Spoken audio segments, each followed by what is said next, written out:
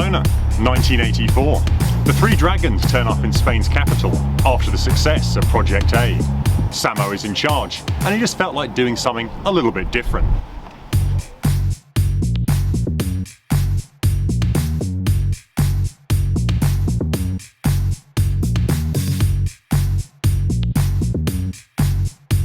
He brought in foreign fighters, a foreign beauty, and fashion that was even outrageous for the 80s.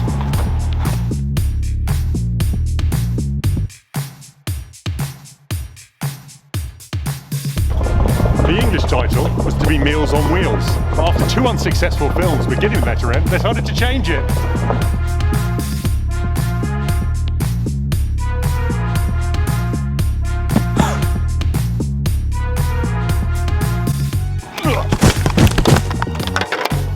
Nothing to do with those films being terrible, of course. Now, you may remember classic elements from this film, from a yellow food truck, the Jackie in a tank top, and fingerless black gloves, fighting in a castle. But what the hell else happens? Luckily, Jake on Film is here to guide you through the madness of Wheels on Meals. Welcome to Jake on Film, exploring the outer edges of the film universe.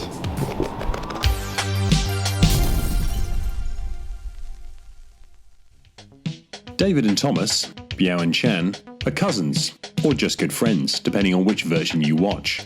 They train together, drink milk,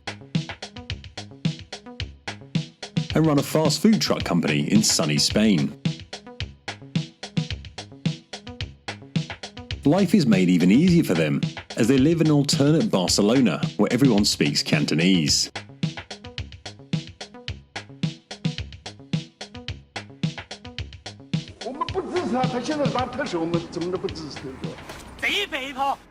Meanwhile, their friend Moby, Sammo, is an apprentice at a failing private detective agency.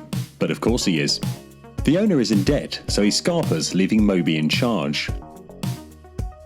He is immediately given a case to find a missing woman and her daughter within 14 days. It turns out the missing woman is dating David's mentally ill father. Bit of serendipity there.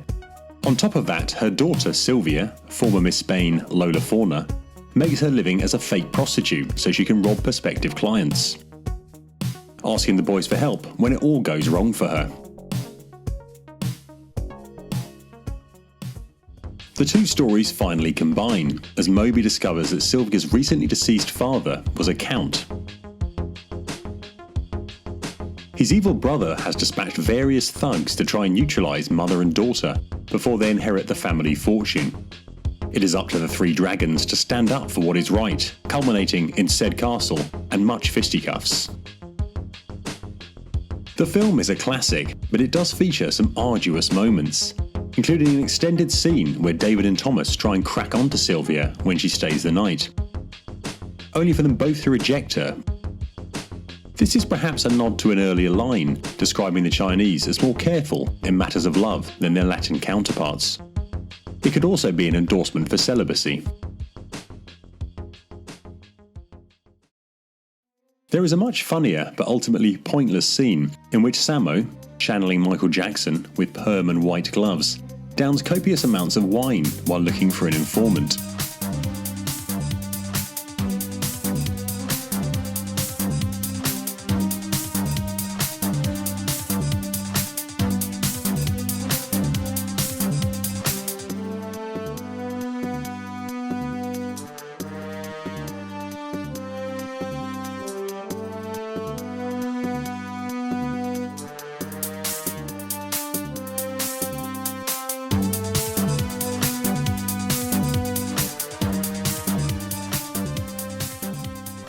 Of course, we're here for the action, and it's masterful.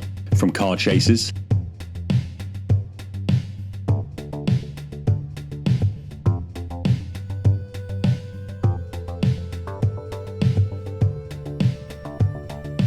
to motorcycle thugs,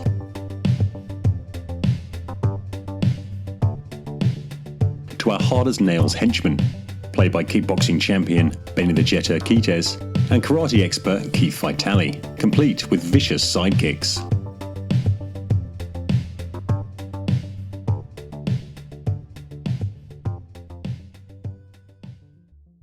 The end bout between Jackie and Benny is one of the greatest one-on-one fights ever committed to film.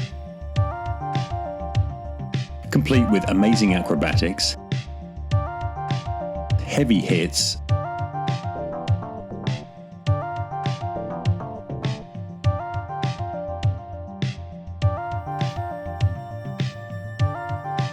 and clear storytelling.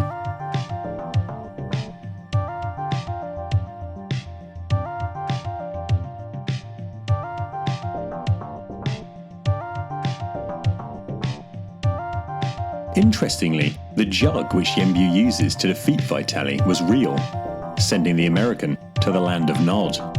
Apparently retribution for kicking the stuntmen too hard, even though Sammo had told him to.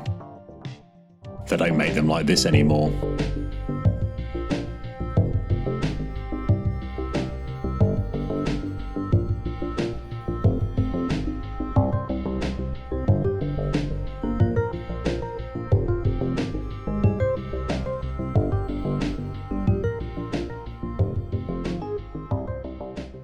The storyline is bonkers but brilliant, and even though you might be skipping sections on a rewatch, there is no other film as unique as Wheels on Meals.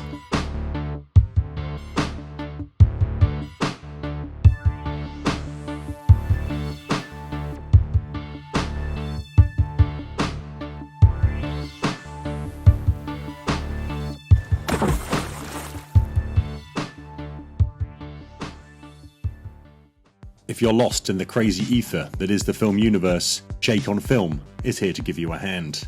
Until next time, keep watching.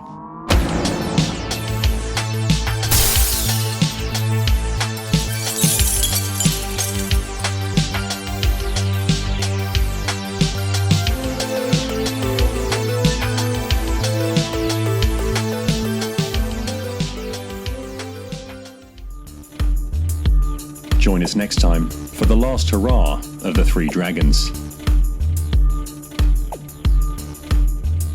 If you haven't subscribed yet, I think it's time.